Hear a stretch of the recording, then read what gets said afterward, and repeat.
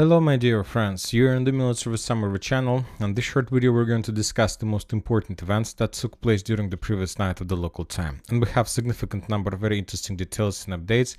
And probably the most important thing is that Syrsky, the commander-in-chief of Armed Forces of Ukraine, announced about complete evacuation and abandoning positions in Avdiivka itself. So the battle for Avdiivka has ended, at least the let's say the active phase. Now the main purpose of the Ukrainians is to evacuate as many as possible soldiers and to reduce as much as possible the losses of the forces. And of course, and as you can see, I have adjusted the map. Now we show the just ninth quarter, the part of Ukraine control, probably the central part, eastern part, southern part, southeastern part currently are in the gray zone and very difficult to understand where exactly we can find the Ukrainians. One can say that the battle for Avdiivka has ended, but we need to understand that this is not true. And maybe the battle for the physical borders of Avdiivka, of the stronghold of Avdiivka, has ended, and it's probably true. But when talking about the general situation, the battle for Avdiivka foothold has just started. And once again, to understand the future, to understand the, let's say, the things that are going to take place next, it's very important to compare the battle for Avdiivka with the battle for Bakhmut and Mariupol, because all these battles are almost the same things, but with a lot of differences. And when talking about Mariupol, the Russians were attacking the Ukrainian forces who appeared in the cauldron since the beginning of the battle, and by the end of the clashes there were no way to move for the Russians, because the next things that were laid in front of Russian were the Azov Sea, so it's like nowhere to move further, right? And when talking about Bakhmut, Wagner's, by the end of the war, by the end of the clashes, were so exhausted, so the Russians didn't have any possibilities to move further. We remember that at the final stages of the battle for Bakhmut, Wagner's were so exhausted, so the Ministry of Defense of Russian Federation were forced to redeploy a regular army to the flanks to support Wagner's who were storming the city in central part of the, let's say, of Bakhmut-Artyomovsk. And when talking about Avdiivka, the Russians managed to reduce the losses so much as that they managed to establish control over just of 10% of the stronghold, and the Ukrainians were forced to step back. The Russians did have losses, and they still continue having losses during the clashes, but of course in the Ukrainians, but we can say that the losses of Russian army and Ukrainian army are almost the same. And obviously the Russians will continue offensive operation, because we continue receiving a lot of updates from the line between Lastachkina and the Industrial Avenue. For example, the Russians, different mappers have already updated their maps, including Deep State, pro-Ukrainian one, and the Russians managed to improve their positions further along the tree lines, and currently this is approximately the Russian control and the Russian progress in this area. And of course, we understand that very likely the Russians will continue offensive operation, and according to information we have from the different Russian sources, there are very heavy clashes between Lastachkina and, let's say, Brivnost fortification, or the entrance to Avdiivka. So exactly the main clashes currently are taking place for these tree lines, for this one. But we received this update few hours ago, and very likely that as a result of clashes, the Russians have already managed to force the Ukrainians to step back. There are very heavy clashes, there are losses from both sides, a lot of wounded soldiers. The Russians have losses, the Ukrainians either have losses. And this update we received even yesterday at 10 p.m. So that was like update, let's say, at the end of the 16th of February. And today, this morning, we got, let's say, at 10 a.m. of the local time, we got update that very likely that this evening, upcoming evening of the 17th of February, the Russians will enter Lastachkina itself from the east. They will force the Ukrainians to step back, to be more precise, the forces or those that left from 3rd Assault Brigade. And after that, after the Russians entered Lastachkina, the Russians promised to start offensive operation and storming in direction of Severnaya. So Severnaya is the settlement that located to the north of Vadiana, this one.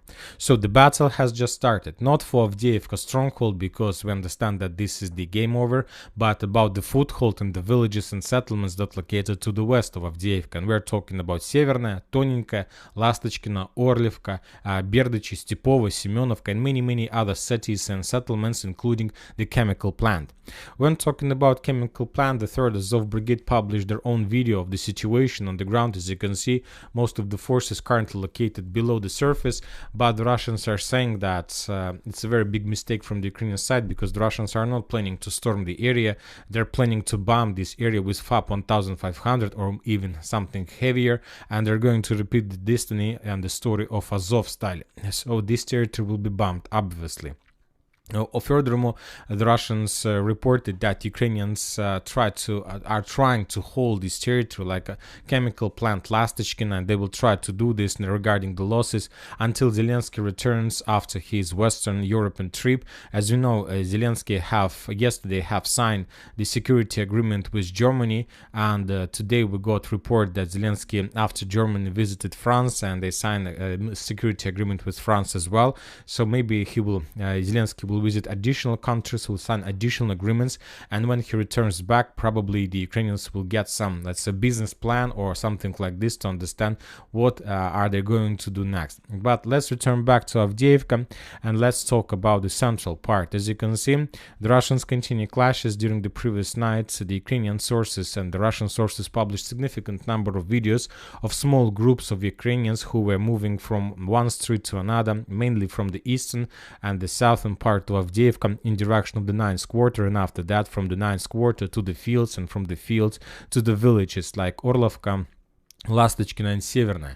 On this video, for example, we can see the movements of 3rd Azov Brigade. This video was geolocated. This is the edge positions of 9th quarter, so we see the Ukrainians are running away, and we see that Ukrainians, as we discussed, were using small groups of 10-15 soldiers because to reduce not to attract the Russian artillery, Russian FPV drones. But according to information we have, starting this morning, the Ukrainians, understanding the situation after they received an order to start withdrawing and abandoning positions, they start creating bigger groups of 30-40 soldiers, and obviously after the Ukrainians announced about the evacuation, the Russians understand that they need everything they can, they need everything they must, but they will attack the fields and they will force the Ukrainians to stop and not to move further. According to information we have, just during the previous 24 hours, during the previous night, during the process of evacuation, the Ukrainians managed to evacuate a few, let's say, hundreds of soldiers, but also the Russians reported that few hundreds of soldiers were left and abandoned in the fields. They basically were destroyed as a result of Russian artillery fire, of FAP fire, and of course of cluster rounds fire. Furthermore, we started receiving significant number of videos and details about prisoners of war from Avdiivka, lots of videos from different directions. For example, the Russians are saying that during the previous night, to stabilize the front line, or at least to slow down the Russians, the Ukrainians made another attempt to counterattack the Russians from the 9th quarter in direction of the railway station. That was like a counterattack of 3rd Assault Brigade, of 3rd company of that brigade, but they were completely defeated, and the entire platoon was destroyed, and there were just 20 soldiers left, less than 20 soldiers left, and after even the campaign was destroyed, and after that the Russians published the video of captured officers, let's say the lieutenant of that campaign. There was investigations, he was asked questions where the Ukrainian positions and so on. Little bit to the east we got another video of another Ukrainian brigade. It was like a mix of different brigades. The Russians published the video of captured soldiers of 110th Brigade and Presidential Brigades. They were very afraid of course, the situation, but they also provided a lot of information about the situation on the ground. And so lots of updates about different prisoners of war, about the evacuation. We received lots of videos where the Ukrainians were asking for evacuation, those who were abandoned, the wounded one. And let's say also during the night we got a very interesting opinion, and I completely agree with this opinion, that it's very probable that Syrskyi didn't announce the withdrawal willingly, but was forced after seeing that Ukrainians were refusing to follow orders and start abandoning their positions in panic. So that was not like the things that came from the top. That was the situation that the Ukrainians took a decision to do by themselves, to surrender and to run away and to run for their lives, because nobody was planning to, let's say, evacuate them or gave any support or something like this. So the situation is getting worse, and probably 17th of February is going to be the last day of battle for Avdiivka. Those who managed to evacuate during the night was the last, let's say, number of Ukrainian soldiers. The rest who's still in Avdiivka will be encircled and captured by the Russians, and they will surrender. Obviously, most of them at least will surrender. Once again, the physical battle for Avdiivka itself has ended. Very likely, few things we're going to receive about the Azovstal, but currently the Russians are planning to move further. Once again, according to some Russian sources, this evening we can expect the entrance inside of Lastachkina and the beginning of storming operation of Severna, and then everything will start from the beginning. But the main problem is that Ukrainian forces are exhausted. There is no prepared defense belts. The Russians have complete superiority in FPV drones, artillery and aviation bomb, and to tell the truth, I can't even tell you where exactly the Ukrainians are able to stop the Russians. I can't tell you. Now we're moving to the south. The Russians continue progress in the vicinity of Nivoysk, and according to different mappers, the Russians managed to establish control over additional fields and to get closer to the village Nivoyska itself. And according to some mappers, this is the current situation on this area. And now we're moving further to the south, to Novomikhailivka direction. As we discussed yesterday, we received some videos from this territory. Another video with prisoners of war who was captured as a result of clashes was 155th Brigade of Russian Army.